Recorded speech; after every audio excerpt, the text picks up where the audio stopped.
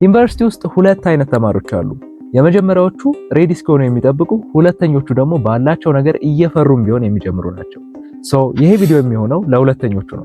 ዩኒቨርሲቲ ውስጥ ሆኖ ቢዝነስ ወይንም ደግሞ የሆነ ስራ መጀመር ከባድ ሊመስል ይችላል። ምክንያቱም በቂ ገንዘብ የለንም፣ በቂ ኔትወርክ የለንም፣ እንዲሁም አብዛኛውን ሰዓት ደግሞ ከምን መጀመር እንዳለብን ግራ በመጋባት ነው የምናሳልፈው። ፕሮባብሊ እንደኔ ከነበራችሁ ደግሞ እንደዚህ አይነት ነገሮች ብላችሁ ሊሆን ይችላል።